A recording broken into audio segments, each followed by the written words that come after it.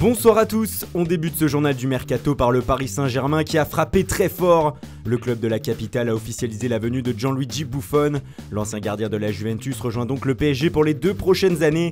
Il arrive libre, mais désormais les champions de France ne veulent pas s'arrêter là. Le latéral de Dortmund, Raphaël Guerreiro, serait la priorité de Thomas Tuchel pour cet été.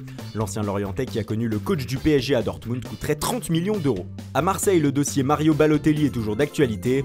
L'Italien aurait encore quelques exigences avant de s'engager avec les Olympiens. En effet, il aimerait raccourcir la durée de son contrat avec l'OM. Les Marseillais proposeraient 3 ans, mais Super Mario voudrait 2 années, ou alors une avec 1 an en option.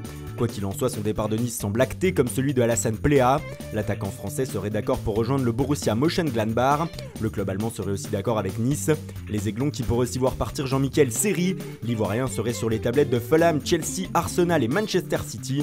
Enfin, dans le sens des arrivées, les dirigeants niçois réfléchiraient à relancer Bojan Krkić, actuellement à Stoke City. A Saint-Etienne, on veut garder Yann M'Vila, mais les Stéphanois devront faire face aux assauts de plusieurs clubs.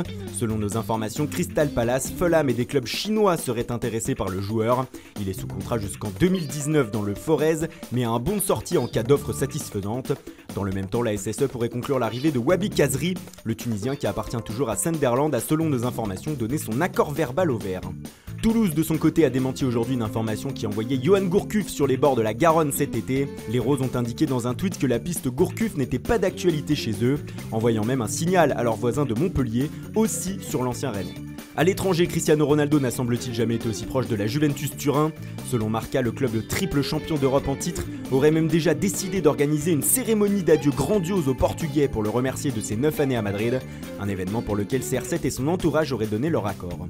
Du côté du FC Barcelone, les départs aussi vont être nombreux cet été. Après celui de Robert Navarro à Monaco, c'est Paulinho qui pourrait faire ses valises. Recruté la saison passée, le Brésilien pourrait retourner en Chine contre la somme de 50 millions d'euros. André Gomes et l'ancien niçois Marlon devraient aussi quitter la Catalogne lors de cette intersaison. Enfin, le cas de Yerry Mina devra aussi être tranché. Auteur d'une très bonne Coupe du Monde, le Colombien a peu de temps de jeu au Barça et pourrait être transféré. Fenerbahçe et Everton seraient sur le coup.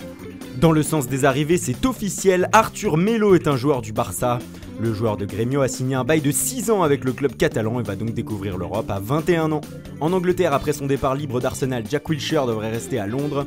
En effet, l'international anglais serait tout proche de s'engager avec West Ham pour la saison prochaine. Et puis c'est officiel, le latéral brésilien Bruno Pérez quitte la Roma pour Sao Paulo.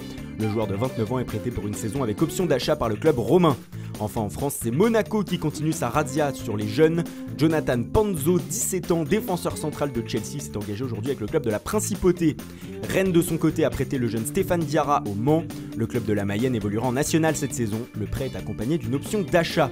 Paul Bernardoni est lui aussi prêté par les Girondins de Bordeaux. Après avoir fait une saison en Ligue 2 à Clermont, il évoluera cette année en Ligue 1 avec le Nîmes Olympique. Voilà, c'est tout pour aujourd'hui. Bonne soirée et bon week-end à tous. Et rendez-vous dès lundi matin pour de nouvelles informations sur le Mercato.